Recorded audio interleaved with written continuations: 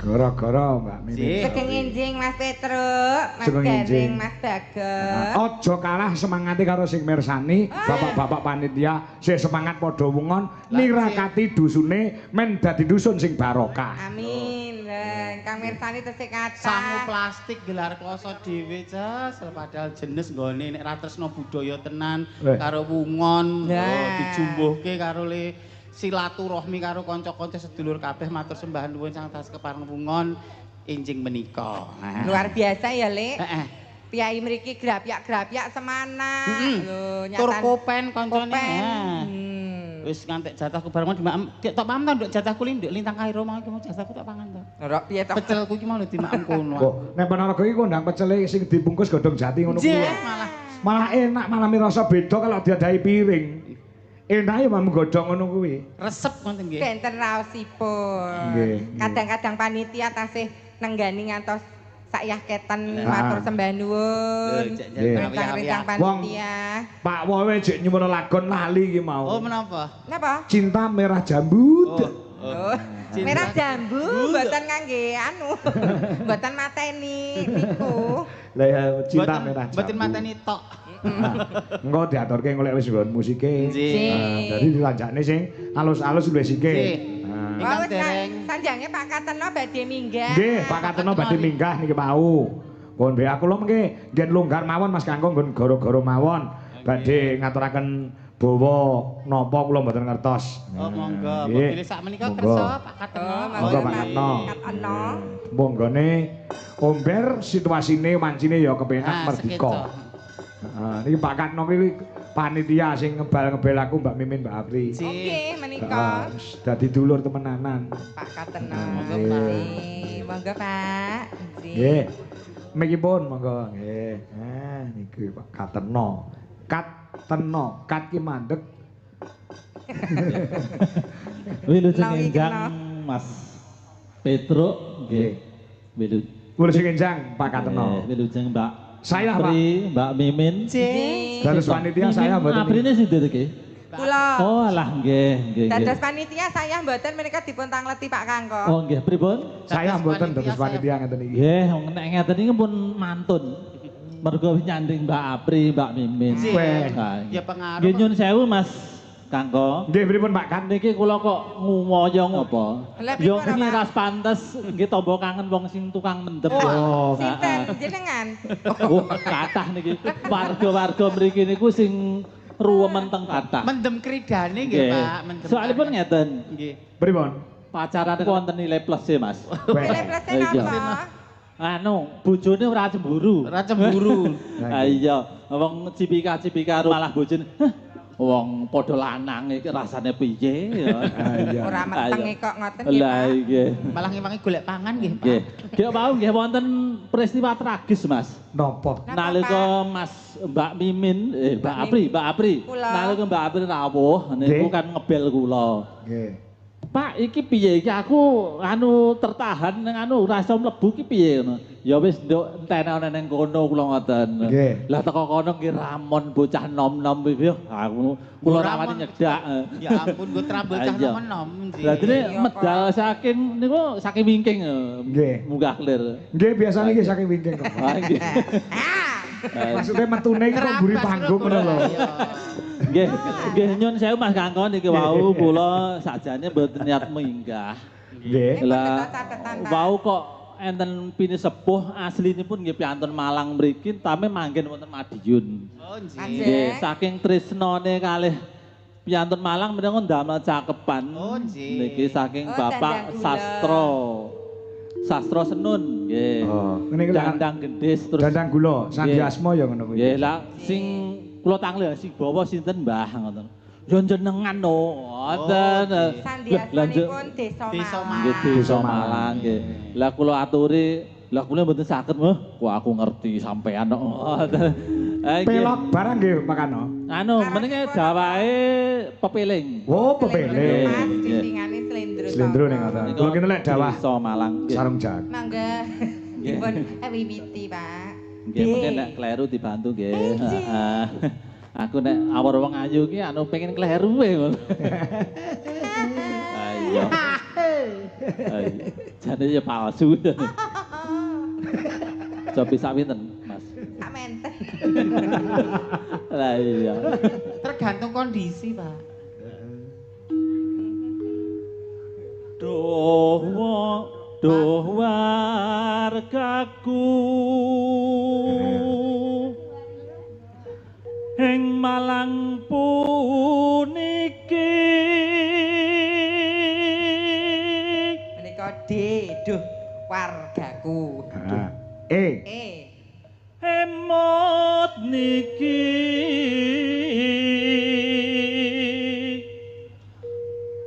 warsa tunggal sura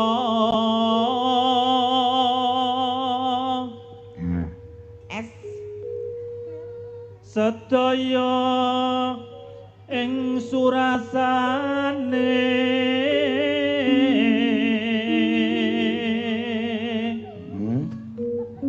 O. O. ana rasa pandalu M. memahami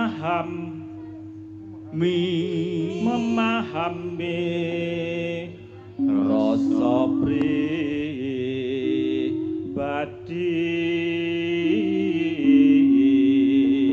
pribadi A. Allah Maha Kuwasa L. lelantaran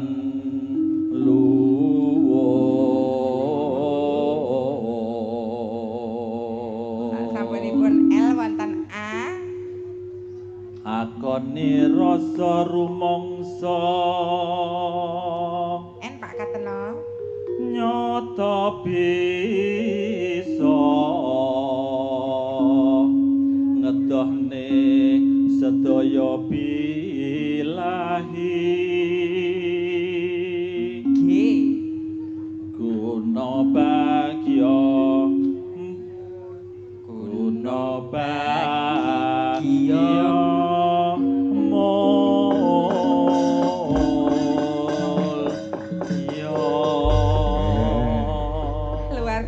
sandi asmanipun Desa Malang. Desa Malang. Desa Malang. Nang ngono iki ngeras pantes minangkani pamundhut saka sastra senun saking niki wau.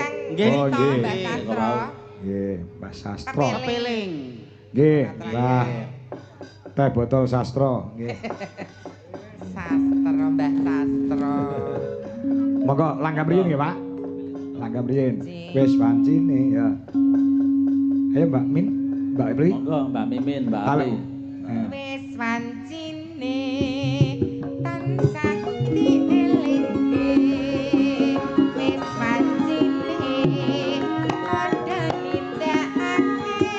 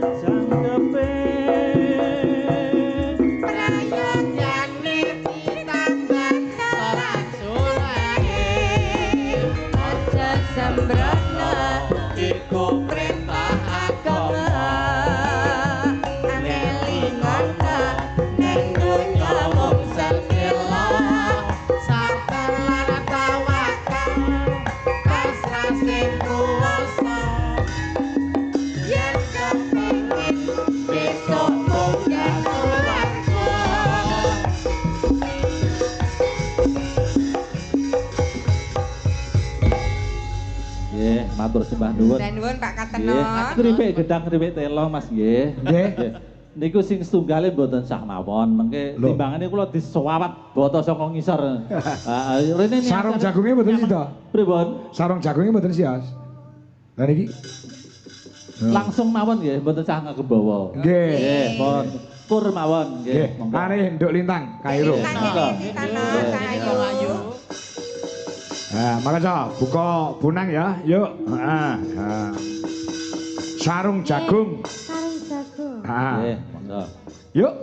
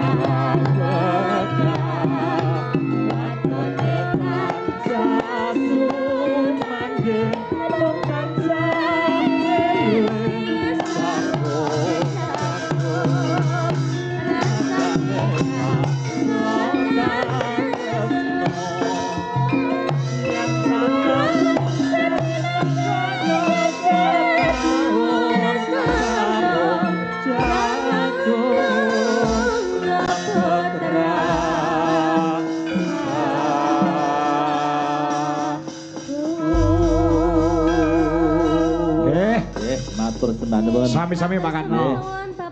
Oh nggih. Niki kula mboten persiapan. Dados niki bejo-bejan tak dudut enten isine nggih bejo nek mboten enten nyuwun pangapunten. Sing baku mung Mbak Apri mawon sing kula soalnya sing duwe nomere niki. Nek niki mboten gak ada nomor tak tinggal wis anu. Nek mesti nagih lho. Nggih. Ngaten ta. Payu. Pak Kateno. Nggih, matur sembah Bapak Kateno. Kula nggih jatah mboten, Pak. Arek iki nggih iki. Nggih niki alhamdulillah niki parkir niki mengke. Oh, matur sembah nuwun, Pak. Berkah nggih, Pak. Nggih, matur sembah nuwun, Bapak. Sami-sami. Pak Kateno jaman kenalan karo aku pisanan. Niki sinten? Kula Eno. Ngono kuwi. Oblake Kateno. Eno. Eno. Oh, alah. Heeh, nggonku ya enek ning nggon Sukoharjo kono. Sinten? Celukane Mas Boy. Mas Boy. Jebule jenenge Boymin. Nak ndulur karo Sukimin mau nggih. Iya. Nduk Lintang. Sama nak menginjak remaja iki. Nyuwun seserepan karo Mbah Imin. Piye dadi cah wedok saiki supaya bisane aman. Pripun, Pak? Kedahe pripun?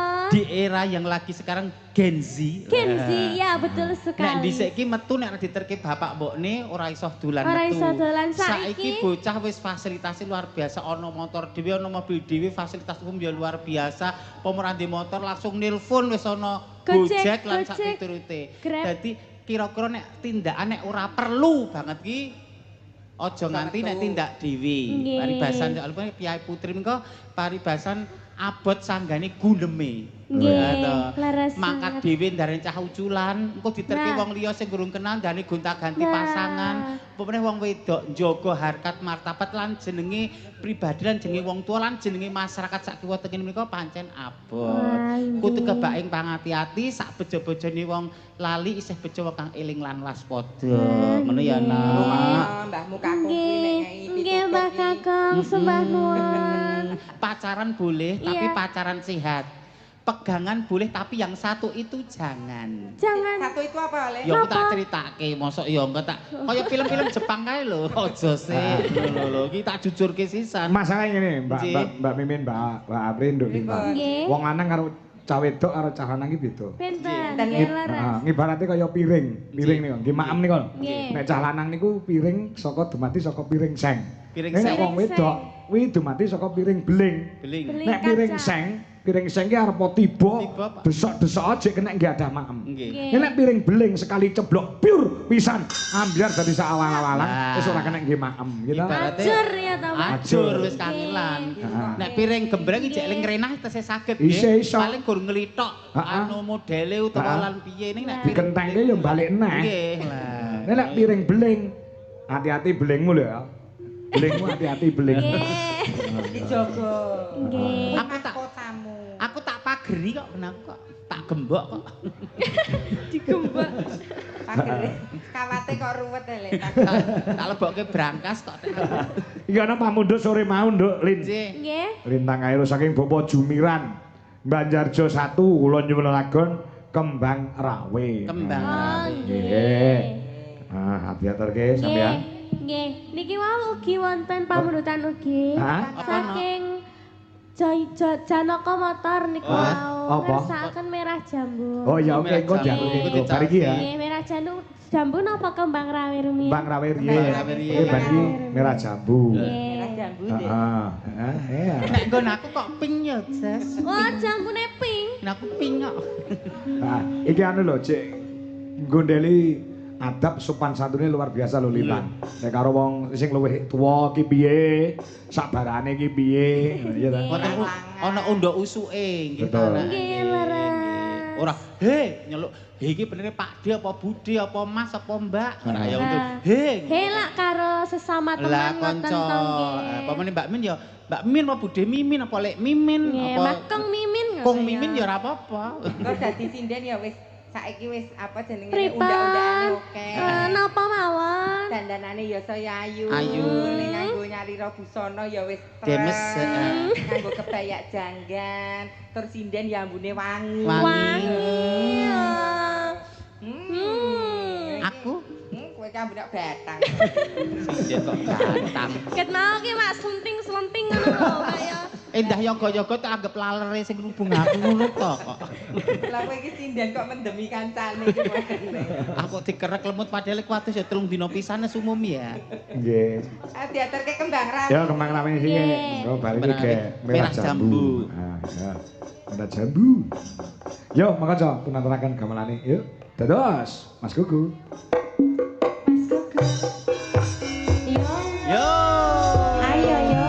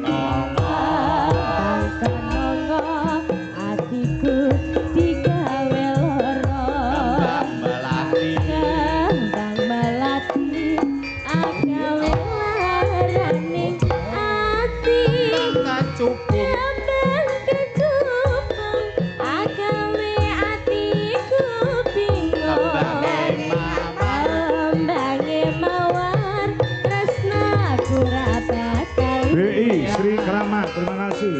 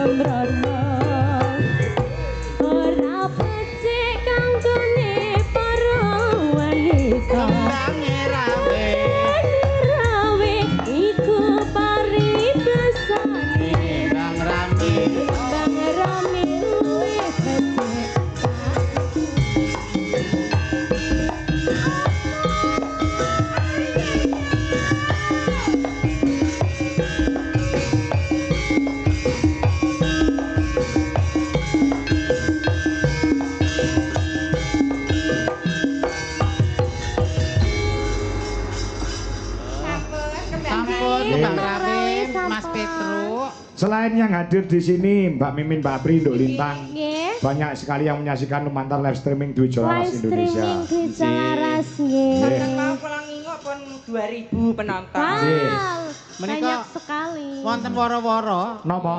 Mobil AG 1121 PA. AG 1121 PA mohon untuk dipindahkan karena menghalangi mobil yang lain. Oh, nggih. Matur nuwun. Nggih, menika saking Madiun Pak Joko Pilang Kenceng tasih tirakat ben dalu Mas Kangkong. Nggih, matur nuwun Pak Joko. Saking CP Sekarwangi Jaya matur suwun, saking Jakarta, saking Lego. Pak Slamet uga saking Kediri, Kecamatan Papar, Kedung Malang desane. Matur nuwun ugi Mas Ngadinu Pondok Ungu, Jakarta ugi monitor.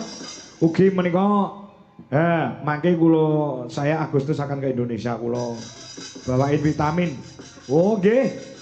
Menika saking kanca ingkang mapan wonten ing Amerika Serikat, Mbak Mimin, Mbak Apri monitor. Oh nggih. Amerika Serikat. Nggih. Arep gawake vitamin. Nggih, arep gawake jare nggih. Yo, cinta merah jambu. Nggih, cinta merah. Cinta merah jambu. Sing nyanyi siramu, Nok. Nggih. Oke. Engko jenengan sing bagian ngono ya. Iya. Sing piye to? Cinta merah. Cintaku merah. Cintaku hanya kamu. Cinta merah. Merah jambu. Ora enek ngono aneh ya, Mbak ya. Rindu hangat kuku. Lihat punya pisang. Ya apa? Pohon pisang. Punya pisang. Piano ya musik ya? Iya. Musik, ayo masuk. Pakai musik berat. Biar hebat. Ya. Ya hebat. Mindek Ardi. Oh iya. Ardi biar hebat. Dasar lahir. Mangga berpacu dalam melodi. Oke, yuk.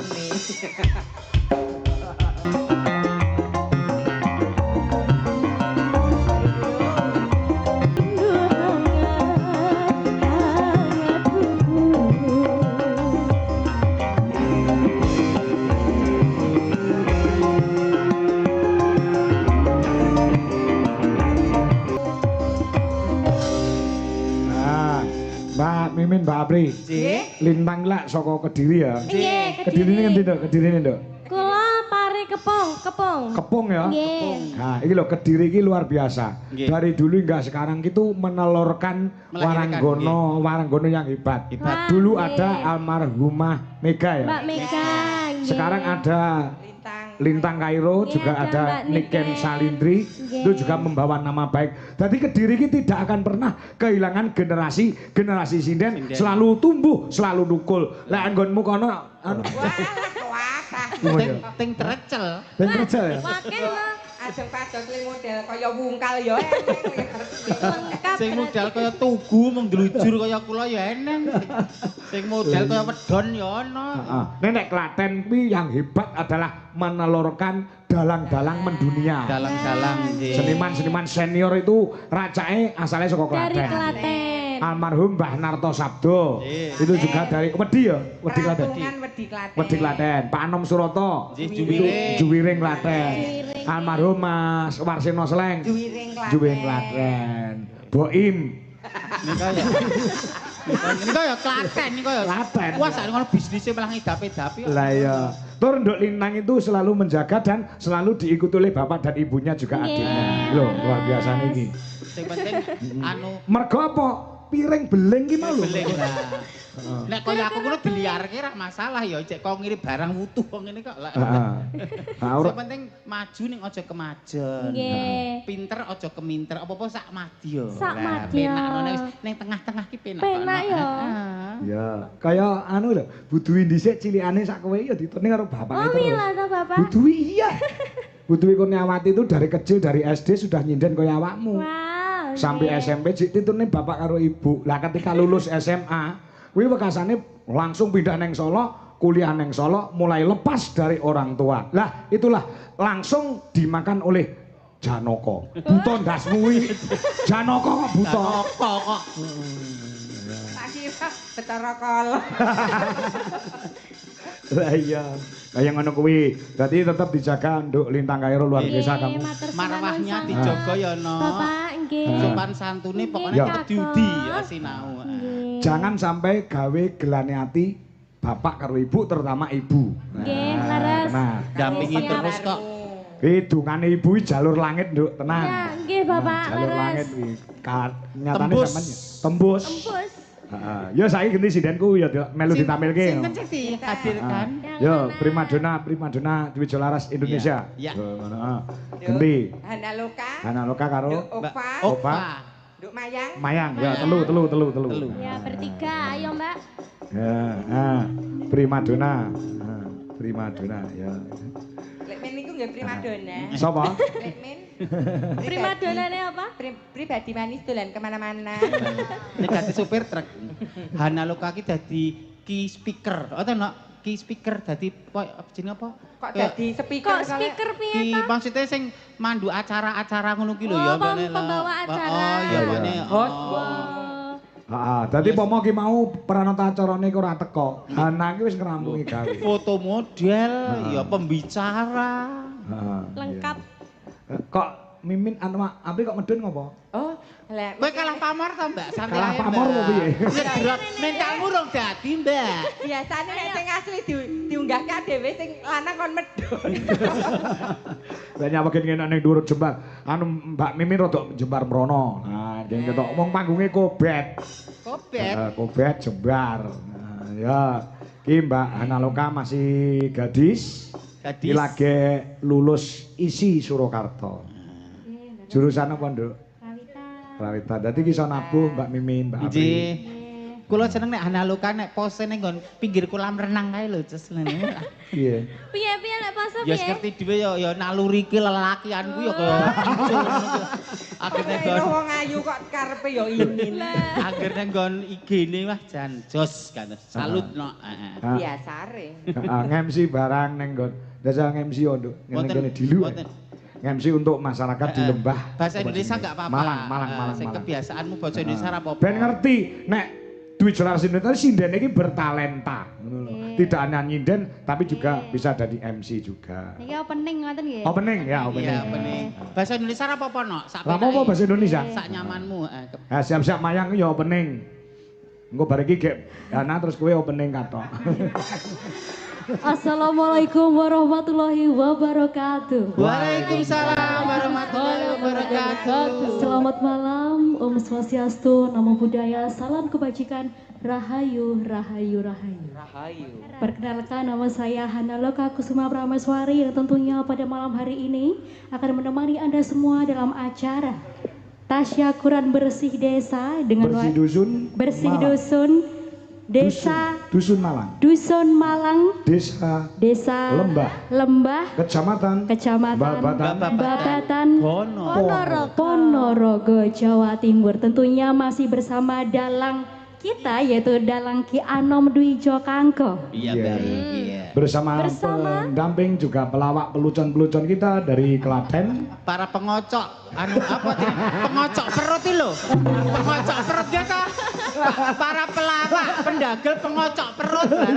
Pelawak itu pengocok perut kok langsung seringannya dadi nyandaki dhewe. Nah apa-apa ngomong.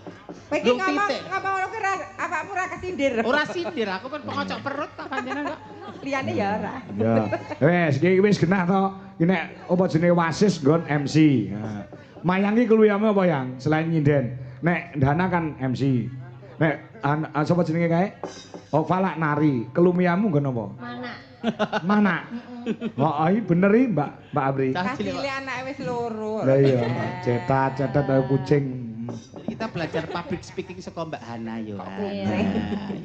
Nggih, lagunipun apa wong ayu-ayu? Derek, urane pamundhut-pamundhut telah wis diatur kabeh. Senengane sinden-sinden kuwi apa? Apa ono? Manut. Oh, sing apa kabeh ngono. Dangdut yo itu apa itu? Tur gamelan karo musik tombo kangen yo kena. Kangen ya kena. Apa sirmu? Uno wi, Pak. Gigis ya, Pak ya. Gigis. Grigis kok gigis to, Mama? Ra wis tuwa ngono kuwi, Dik. Krungu kok bibis anak. Apakah grigis itu apakah? Grigis ki artinya apa? Kowe njaluk lagu kuwi. Ya gak ero to. Lho, kowe jenenge ora tanggung jawab. Oh, grimis. Grimis. Grimis. Ya. Oh, udan grigis iki udan grimis. Oh, lek men alah. Ya. Grigis piye to? Kok Mbak Cup iki cerigis. Neng anu lho, kudu kompak lho ya. Pas hari manis. Iya, velocity ya, Mbak. Anjay. Velocity. Velocity ngene. Kari manis, kurang manis. Salah, Pak.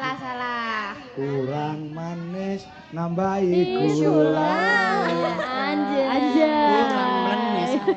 Gaul bingit, Pak Angko ini. Oh, gaul aku, kuling ndelok TikTok no. Yo, coba kayak apa? Diaturke. Hari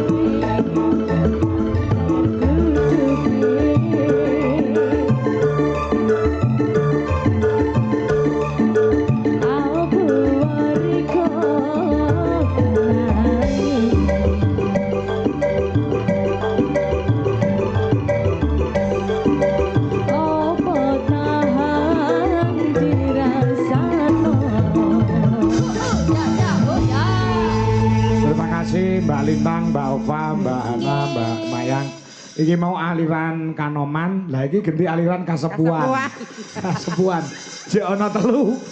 Kasepuhane ya kudu didekne. Nah, ana Butuwi, ana Wiwi, ana Retno Jombe. Nah, ya kudu cuman disupati gen semangat. Kesepuhane gen semangat. Ayo para channel Kasepuhan. Ayo.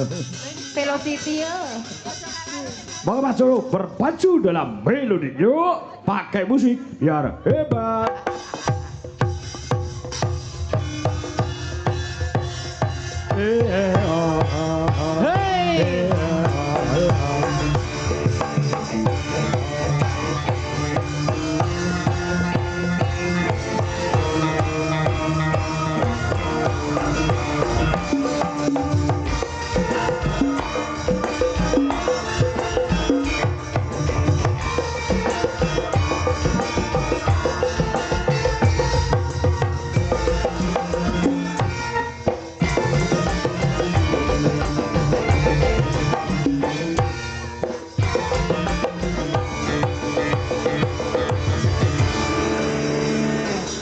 Inilah kekuatan Duit Jolaras Indonesia bertumbuh kepada 3 orang dan 4 orang sama Bu Rini Rahayu. Iki kekuatannya iki neng nggon ngene iki Mbak Mimin, Mbak Apri. Nggih, cocok. Ada 4 elemen, Pak. Elemen, Pak. Elemen air, elemen api, Kayu. elemen tanah. Apa? Burine apa? Elemen sego, Pak. Sego. Karena sego luwe. Iya. Wau kan jenengan tak ngerti to. Apa? Kelebihannya apa? Lah sing iki mbok takoki ra. Iya, Wiwi kelebihanmu apa? Lemak, Pak. Lemak. Lemak kabel iki. Oh iya, kelebihannya lemak, kolesterol, Loh, trigliserid. mboten Pak, nek kita tuh nggak sombong ya. Punya kelebihan nggak boleh ditunjuk-tunjukkan ke semua. Biar suami kita aja yang tahu kelebihan kita. Alah, umume. Ora apa-apa. Kesukaanku adalah kelebihanmu, ngono lho. Kelebihanmu adalah kesukaanku, ngono lho. Piye to iki? Oh, ya ngono kuwi. Iya. Apa yang lebih dari kamu adalah kesukaan saya. Yang kurang tetap saya terima dengan lapang dada, dengan secara tulus dan ikhlas. Aku mencintaimu selamanya. Anjay. Kelas ketua, hormat. Ketua kelas. Ayo, lagunya apa manut aku serawani ngarani lagi galak-galak kabeh. Iki gak harus Kasepuhan to. Kasepuhan. Sing lawas-lawas mesti. Apa? Kena. Apa? Ya, sakarmu. Mergo iki Pak Mundut wis diatur kabeh. Malam apa-apa. Heeh. Ya. Sing apa kabeh ora entuk maca. Iming-iming. Iming-iming ya. Gus. Sing ndi wi lagune? Cinta bojone wong niku lho. Oh, alah cinta bojone wong. Ya. Oke, ya. Ya, beraksi sendiri. Ya, anu bertiga sih kok sendiri. Ya. Mosok ora ketok sing kene. Elemen tanah lho aku. Maka Mas Joro. Iya.